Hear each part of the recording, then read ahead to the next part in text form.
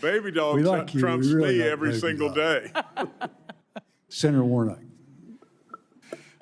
Good morning. I don't know how to follow that. Welcome to the committee. Thank you, sir.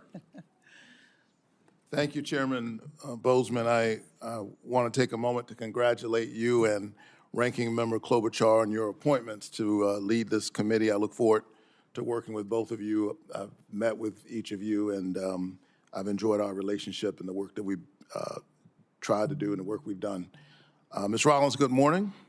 And morning. Welcome to you and also to your family and all those who are here to support you. And congratulations on your nomination. Thank you. I enjoyed also meeting with you last month to discuss your nomination and plans for USDA.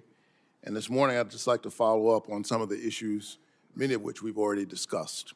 But first, it has come to my attention that a recent executive order has led to the potential termination of USDA's liaisons to our 1890 land grant institutions like Fort Valley State University in Fort Valley, Georgia. There is strong bipartisan support for these institutions. They've done an incredible job, often doing so much for so many with so very little for such a long time that people, it's lost on people, the work that these institutions every day.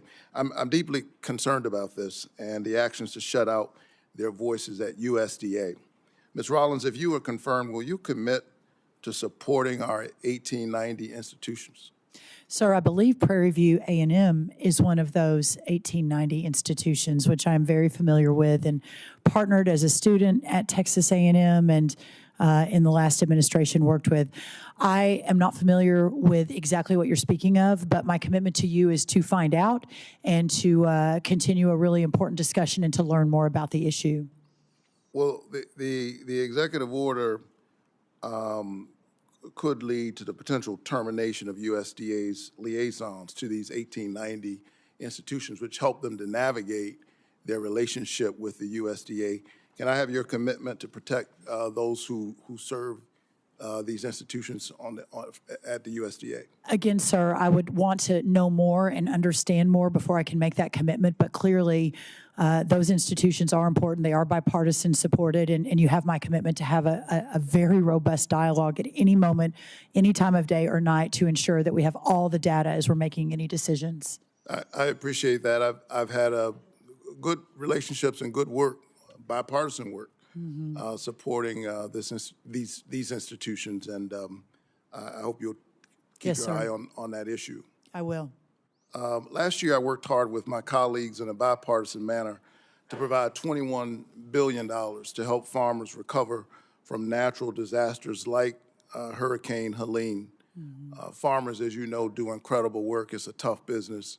There's so much you don't control. The margins are narrow, and so I do everything I can to protect my growers in Georgia.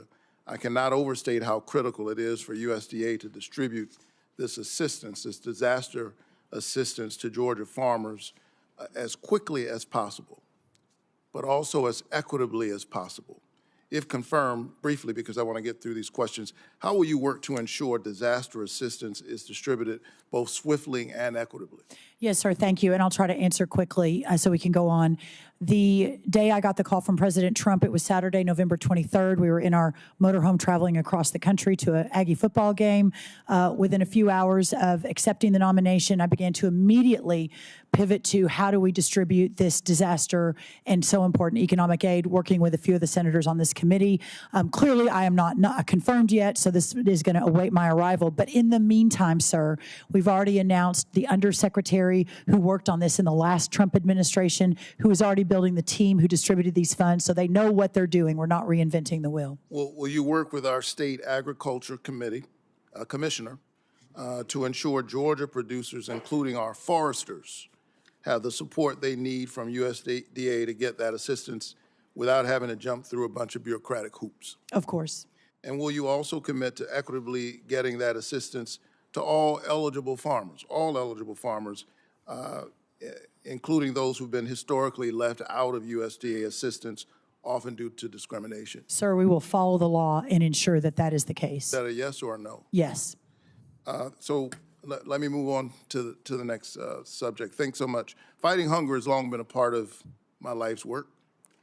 Long before I was elected to the Senate. As you know, I'm a pastor, and the one miracle story that's in all the Gospels, all four, is the feeding of the 5,000. That's right. And so I constantly hear from Georgia farmers, Georgia families about how their dollar just doesn't go as far at the grocery store as it used to. The average Georgian participating in SNAP, a food assistance program that provides critical nutrition aid to our most vulnerable families, has about $6.15 a day to spend on food. In your view, is $6.15 a day adequate to avoid hunger for Georgia families?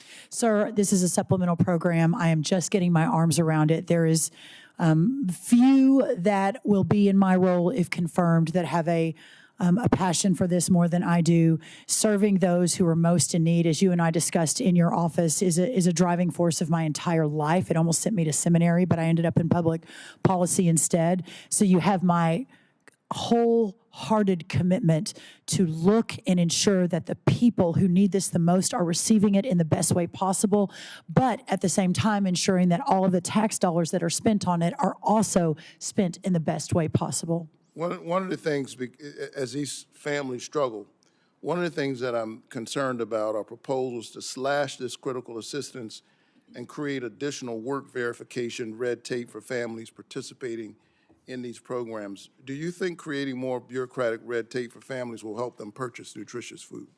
I think it's extremely important that we take a wholesale look at every one of these programs and ensure that they are serving the people that are needing the programs and that they are the safety net they're truly set out to be.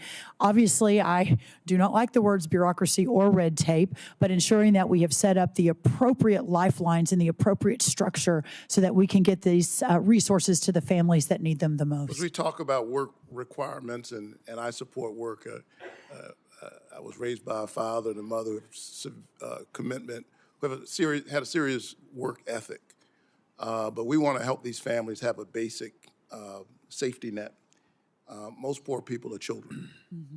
I think it's important to remember that. Most poor people are children. SNAP lifts children, seniors, veterans, and folks with disabilities out of poverty, and is proven to reduce health care costs and stimulate our local economies. If you're confirmed, I hope we can find ways to work together to ensure our most vulnerable families and our neighbors can afford groceries. I think, as someone, again, who preaches the parable of, not the parable, but the miracle of the feeding of the 5,000, I think it's the right thing to do, but I also think it's the smart thing to do. Yes, sir. You have my commitment, and my friend Dr. Alveda King is here, and we have spoken of that multiples of times. So looking forward to working with everyone on that. I'm her family's pastor. Yes, sir. I'm very well aware. Thank you. Senator Grassley. Yeah. Congratulations. Like